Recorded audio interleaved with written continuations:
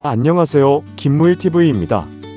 오늘은 현충원의 호국 영웅들이라는 주제로 우리 역사를 지켜낸 고귀한 희생들에 대해 깊이 되새겨보는 시간을 갖겠습니다. 제70회 현충일을 맞이하며 병역 의무 대상자라면 누구나 거쳐야 했던 저의 군 입대 시절 기억이 떠오릅니다. 당시 군 입대는 단순히 신체 검사만으로 되는 것이 아니었습니다. 국어, 영어, 수학은 물론 역사와 일반 상식까지 치러야 했던 까다로운 시험과 면접 과정이 있었죠. 면접관의 질문에 해병대 슬로건 더 퓨, 더 프라우드에 이끌렸다고 답했던 기억이 납니다. 최전방 소총 소대장을 자원해 직접 휴전선을 지키고 싶다는 당찬 포부를 밝혔었죠. 그 덕분에 높은 경쟁률을 뚫고 합격할 수 있었습니다. 해병대는 망망대해에서 적진을 향해 돌격하는 말 그대로 소수 정예부대입니다. 후퇴 없는 전투부대이기에 훈련은 혹독했습니다. 당시에도 군 복무와 힘든 직책을 피하려는 세태는 지금과 크게 다르지 않았던 것 같습니다. 과거 한 정치인이 국토방위를 3년간 썩다가 나오는 곳이라 폄훼에 큰 공분을 샀던 일이 있었죠. 분단 국가의 군 통수권자가 될 사람이 내뱉을 말은 아니었습니다. 겨울에 입대해 혹독한 훈련을 거쳐 임관한 후 그해 가을 저는 김포 시암리 임진강변 DMZ 철책선으로 향했습니다. 서부전선 끝자락에서 40여 명의 소대원들과 밤을 지새우며 철통같이 조국을 지켰습니다. 새벽 먼동이 틀 때 부르던 노래들은 지금도 잊지 못할 추억입니다. 통일을 염원하며 우리의 소원을 불렀고 강 건너 북녘 땅을 바라보며 안다성 씨의 사랑이 메아리칠 때를 불렀던 26살의 피 끓는 청춘이었습니다. 월남전 참전과 특수교육 등으로 8년 가까이 군복을 입었습니다. 호국보훈의 달이 되면 늘 그때 그 시절의 동료들이 떠오르곤 합니다. 전역 후 기업에 몸담으며 해외 출장을 다닐 때면 저는 늘 그 나라의 전적지나 전쟁기념관을 찾아 영웅들을 추모하곤 했습니다. 영국 웨스트민스터 사원의 무명용사 묘를 보십시오. 전몰 장병을 기리는 영국의 상징이자 함부로 밟아서는 안 될 성스러운 곳입니다. 1923년 엘리자베스 보우스라이언 왕비가 결혼식 당일 전사한 오빠를 기리며 이 묘 위에 부케를 헌화했던 역사가 서려 있습니다. 그날 이후 로열 웨딩 때마다 무명용사 묘에 부케를 올리는 관행이 생겼습니다. 나라를 위해 산화한 이들이 곧 우리의 영웅이기 때문입니다. 결혼을 앞둔 젊은 커플이나 중장년 신사들이 경건하게 참배하는 모습은 깊은 울림을 줍니다. 이제 프랑스의 사례로 눈을 돌려볼까요? 파리 팡테옹 현충원에는 프랑스 역사를 빛낸 77명의 위인이 잠들어 있습니다.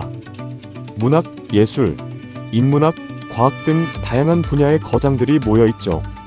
퀴리 부인, 빅토르 위고 같은 거장들이 엄격한 역사적 평가를 거쳐 이곳에 안장됩니다.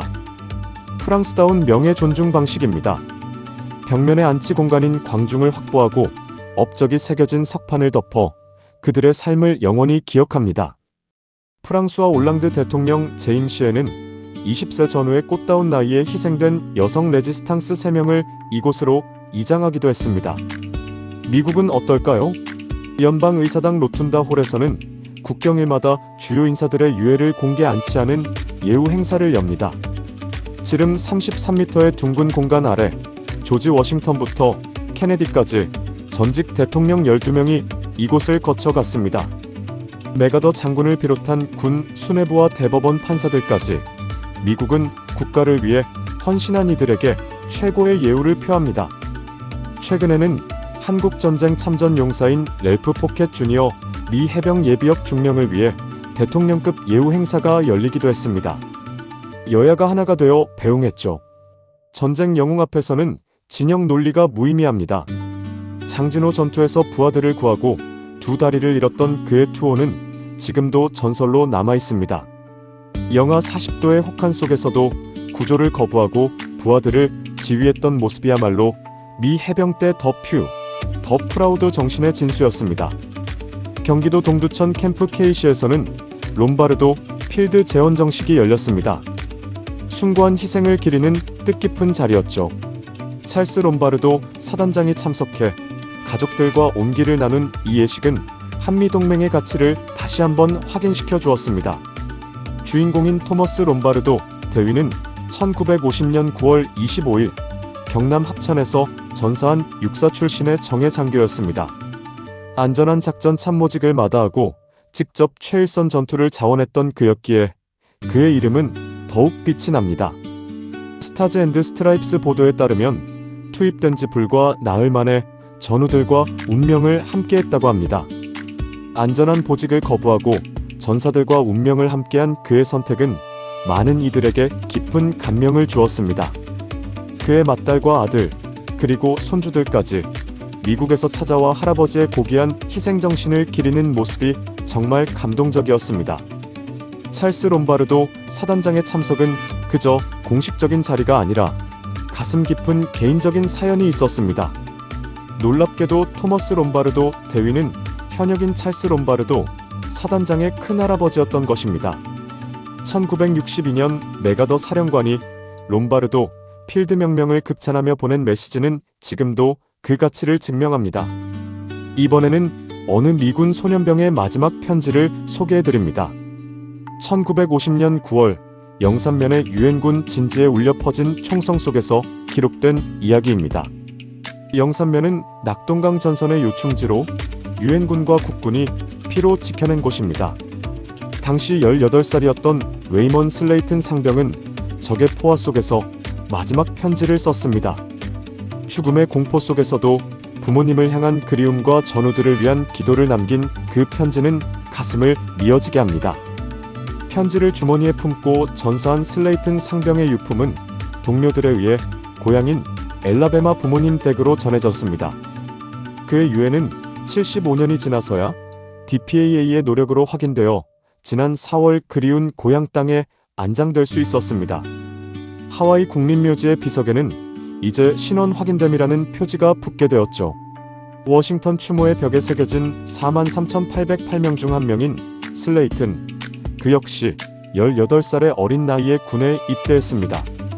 훈련 후 짧은 휴가를 마치고 급파되어 낙동강 전선에 배치되었던 슬레이튼, 그가 겪었을 불안과 용기를 우리는 잊지 말아야 합니다.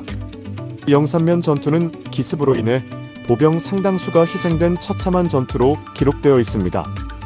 북한군의 내륙 돌파를 막아내기 위해 75년 전 이 소년병들은 목숨을 바쳤습니다. 우리가 누리는 이 자유는 이름도 모르는 나라를 위해 꽃같은 목숨을 던진 소년병들의 희생 위에 세워진 것입니다. 첫날 희생된 수많은 병사들은 신원조차 파악할 수 없을 정도로 훼손되었고 하와이에 임시 안장되었던 것입니다. 공식 전사자로 처리된 지 수십 년 만에 유해가 발견되어 이제야 비로소 돌아온 것입니다. 미국 정부의 DPAA는 격전지마다 묻힌 유해를 끝까지 찾아 가족에게 돌려보내는 막중한 임무를 수행합니다. 첨단 DNA 감식 기술 덕분에 수십 년 전에 이름 없는 전사자들도 이제 이름을 되찾고 있습니다. X256번 유해가 바로 18소년 웨이먼 슬레이튼이라는 사실이 밝혀진 것이죠.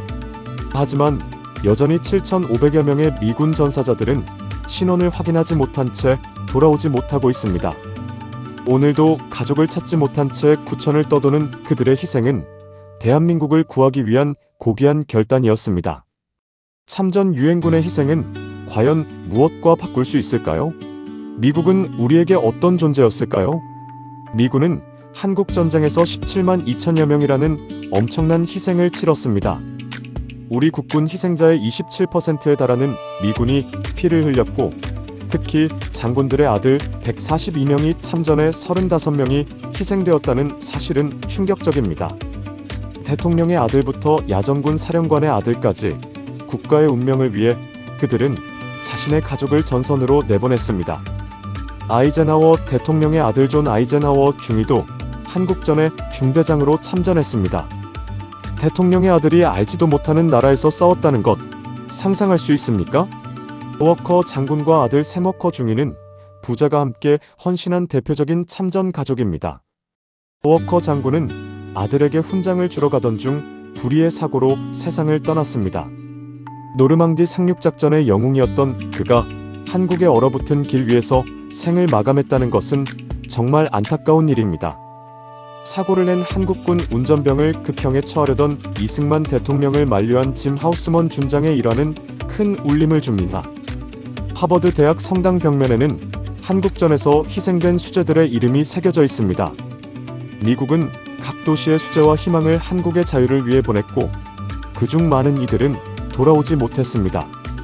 반면 수많은 한국 학도병들의 희생을 기리는 표지는 우리 학교 어느 곳에서도 찾아보기 힘들다는 지적이 뼈아픕니다. 구전으로만 전해지는 용사들의 무용담은 이제 체계적인 기록과 추모의 장으로 재탄생해야 합니다.